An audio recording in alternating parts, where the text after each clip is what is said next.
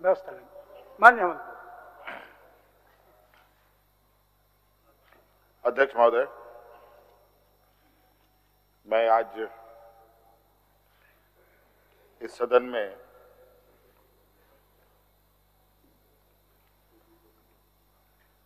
आदरणीय चंपई सोरेन जी के विश्वास मत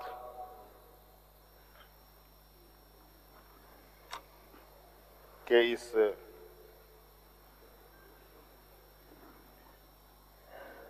अभ्यास का हिस्सा बन रहा हूं और हमारी पूरी पार्टी और पूरा गठबंधन दल आदरणीय चंपई सोरेन जी को समर्थन करता है और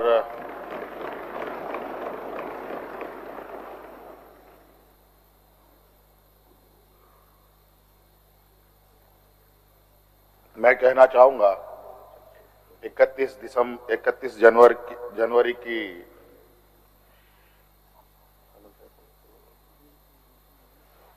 जो काली रात, काला अध्याय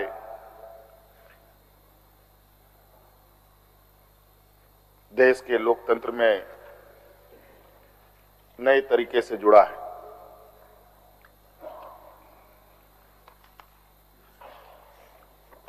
इकतीस तारीख रात को देश में पहली बार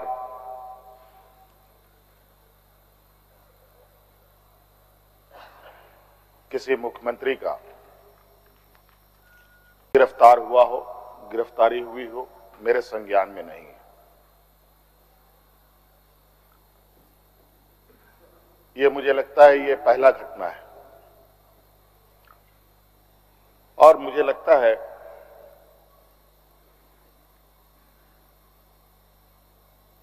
इस घटना को अंजाम देने में कहीं ना कहीं राजभवन भी शामिल रहा है।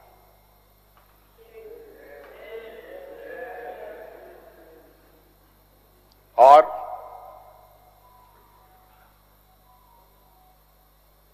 जिस तरीके से ये घटना घटित हुई है, मैं बहुत आश्चर्यचकित हूं।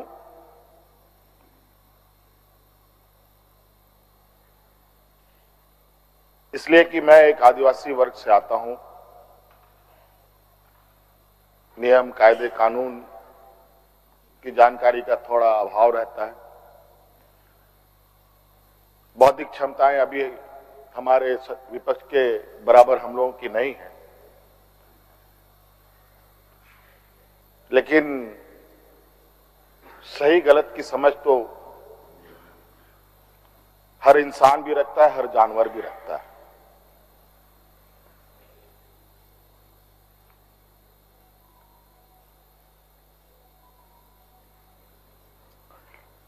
अध्यक्ष महोदय, बड़ी सुनियोजित तरीके से, बड़े लंबे समय से 2022 से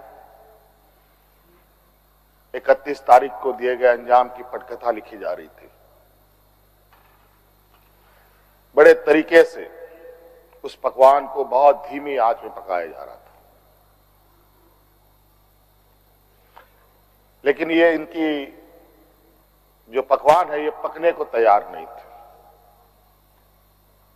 लेकिन इन प्रकार इन्होंने इस आधे अधूरे पकवान को अपने लिए परोसा और बड़ी सुनियोजित तरीके से मुझे अपनी गिरफ्त में लिया है।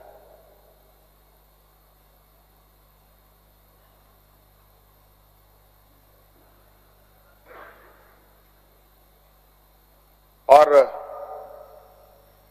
आज कहीं ना कहीं ऐसा लगता है अध्यक्ष महोदय कि बाबा भीमराव अंबेडकर जी का जो सपना था कि सभी जात धर्म के लोग एक समान प्लेटफॉर्म पे आए, एक बराबरी और एक साथ चले, मुझे लगता है कि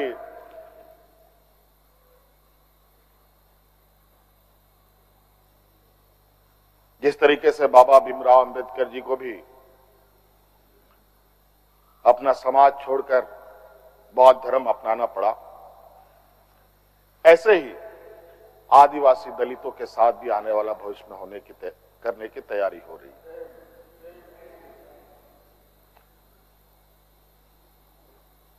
बड़ा सुनिश्चित तरीके से अनेकों कालखंड को देखेंगे अध्यक्ष महोदय,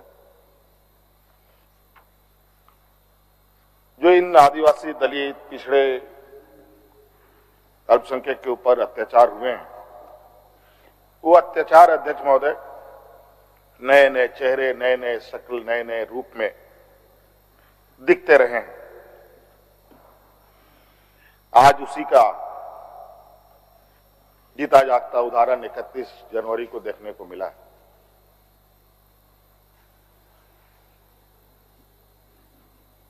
और आज कहीं ना कहीं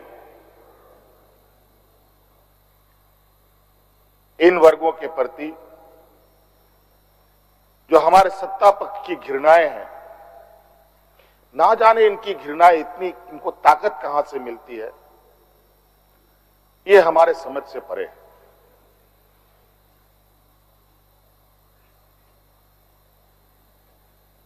इतनी घृणा, इतना द्वेष के प्रति इनका आदिवासी दलितों के प्रति कि आपको इससे अंदाजा होगा कि इन्हीं के पाले हुए तंत्र ये कहते शर्माते नहीं कि ये जंगल में थे तो जंगल में ही इनको रहना चाहिए। हम जंगल से बाहर आ गए, इनके बराबर बढ़ गए तो इनकी कपड़े मैले होने लगते हैं। ये हमें अछूत दिखते हैं।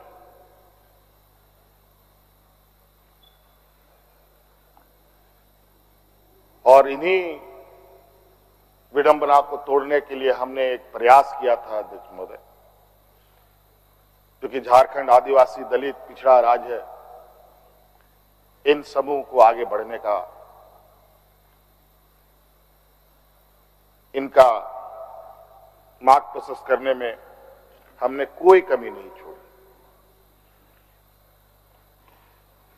इनका बस चले तो हम अभी भी जंगल में जाकर के वही 50-100 साल पुरानी जिंदगी में जिए। और मुझे इसका आभास था अध्यक्ष महोदय, जो इनके अंदर छुपी कुंठा है वो आए दिन ये बयां करती थी, इनके आचरणों से, इनके बयानों से।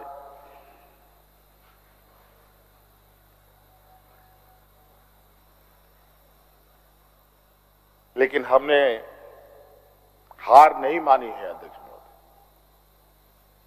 इनको लगता है कि मुझे जेल के सलाखों के अंदर डालकर ये अपने मंसूबे में सफल हो जाएंगे। ये झारखंड है अध्यक्ष महोदय, ये देश का एक ऐसा राज्य है जहां हर कोने में आदिवासी दलित पिछड़े वर्गों से अनगिनत सिपाहियों ने अपनी कुर्बानी देकर यहां के आदिवासी दलितों की जान बचाई। देश आजादी के सपने भी ये लोग नहीं देखते थे अध्यक्ष महोदय, तब से झारखंड के आदिवासी अपनी हक अधिकार की लड़ाई लड़ रहे। ये तो बहुत बाद में आए, लेकिन बौद्धिक संपन्नता, आर्थिक संपन्नता, आज तक इन लोगों ने देश का गांधी टोपी नहीं पहना अध्यक्ष महोदय।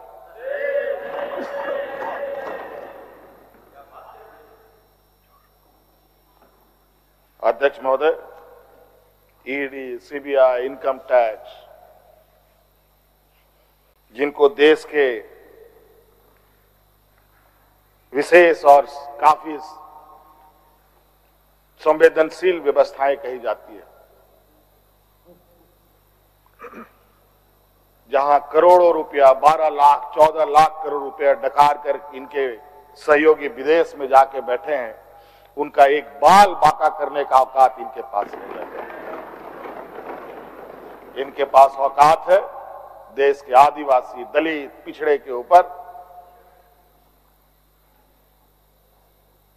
बेगुनाह लोगों पर, और उसमें भी गुनाह किया हो तब की बात तो अलग है, बेगुनाहों पर अत्याचार कर। आज मुझे किस लिए अरेस्ट किया गया अध्यक्ष महोदय? 8.5 एकड़ जमीन के घोटाले पर। अगर है हिम्मत सदन में तो कागज पटक कर दिखाएं कि 8.5 एकड़ का जमीन हेमंत सोरेन के नाम पर है। अगर होगा मैं उस दिन से राजनीति से इस्तीफा दे दूंगा। अध्यक्ष महोदय, जब राजनीतिक रूप से ये नहीं सकते हैं तो ऐसे ही बैकडोर से हमला करते हैं, पीठ पर हमला करते हैं। अध्यक्ष महोदय, मैं आंसू नहीं बहाऊं, आंसू वक्त के लिए रखूंगा। आप लोगों के लिए आंसू का कोई मतलब नहीं। आदिवासी दलितों का, पिछड़ों का, आदिवासी के आंसुओं का कोई मोल नहीं। वक्त आने पर हम इनके एक एक सवालों का जवाब और एक एक इनके षड्यंत्र का जवाब वक्त आने पर बड़ी माकूल तरीके से दिया जाएगा। एक्चुअली दुर्भाग्य है अध्यक्ष महोदय इस राज्य का,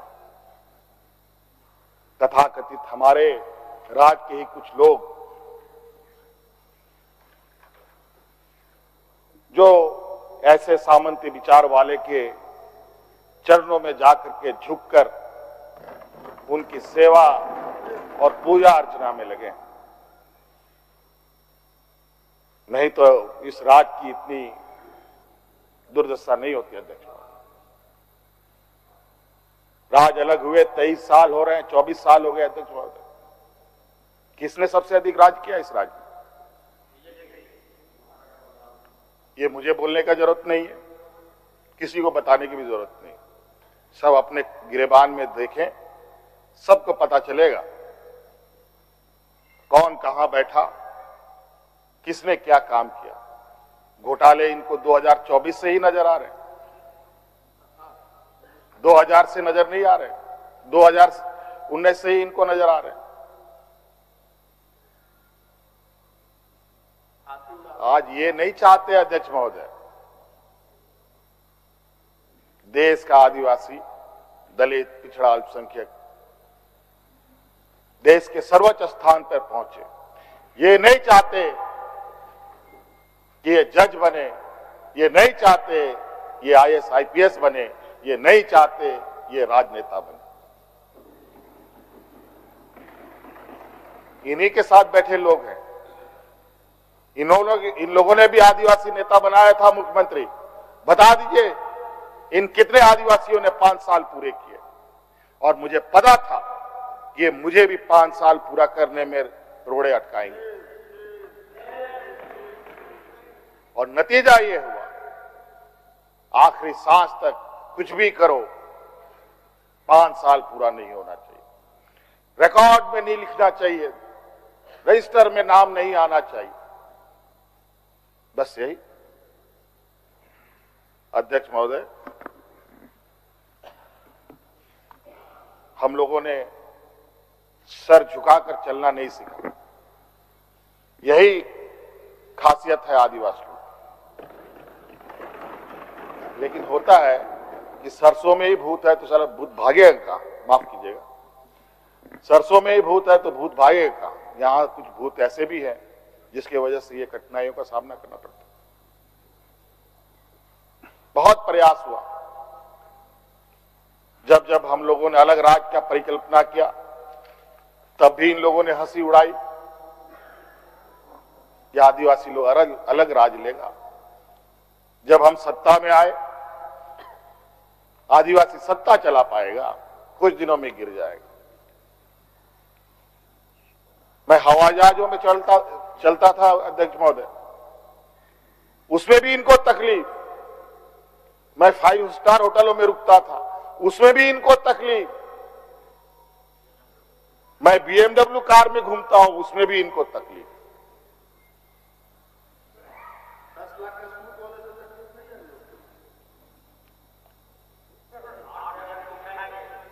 क्या कहावत है कि हम करें तो गुनाह, ये करे तो क्या,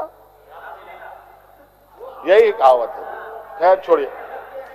अध्यक्ष महोदय, बड़ा विचित्र स्थिति है। अब जो स्थिति दिखाई दे रहा है अध्यक्ष महोदय, कुल मिलाकर झारखंड के परिप्रेक्ष्य के अलावा पूरे देश के पैमाने में अब आदिवासी, दलित, पिछड़ा, अल्पसंख्यक सुरक्षित नहीं।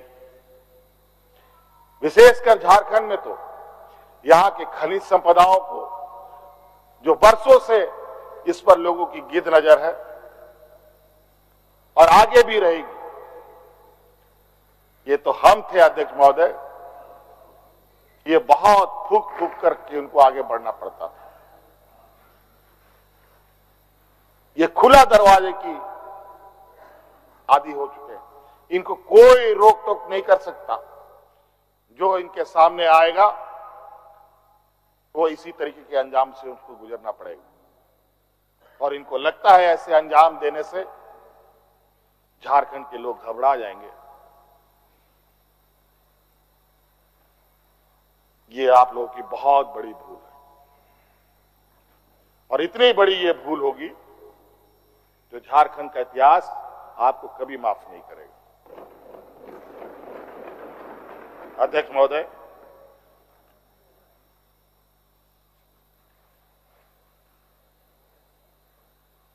आज जो षड्यंत्र का पैमाना है वो इस कदर बड़े, उसके जो दायरे बने हैं, कानून के अंदर रह कर गैर कानूनी काम करना कैसा हो, ये कर किसी से सीखना हो तो इन लोगों से सीखिए और इनके संस्थाओं से सीखिए। मैं तो कहता हूं, मैं फिर से कहता हूं कि आप लोग दस्तावेज लाइए सदन में, या आपने ईडी और सीबीआई को सपोर्ट कीजिए और कोर्ट में पेश करें। एक भी दस्तावेज अगर आप लोग निकाल के दिखा दे कि हमने 8.5 एकड़ जमीन हड़पी है, तो मैं उसी दिन राजनीति से संन्यास किया, झारखंड छोड़ के चला जाऊं।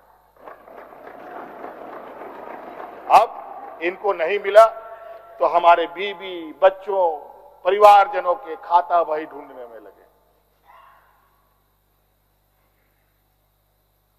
ये पैसा कहां से आया, वो पैसा कहां से आया, ये आया, वो आया।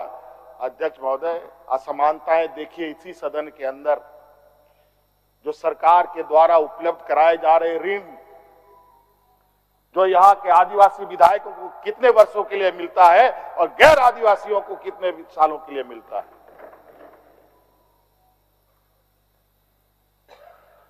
इस विषय पर गंभीरता से सोचने की आवश्यकता है। देखो, ये बहुत लंबी लड़ाई है। आज जिस तरीके से बड़ा मछली छोटा मछली को खा जाता है, सामाजिक व्यवस्था में भी यही कहानी है। एक बड़ी व्यवस्था छोटी व्यवस्था को खाने का हर बरकस प्रयास करती है। प्रभु राम का प्राण प्रतिष्ठा हुआ 22 जनवरी को।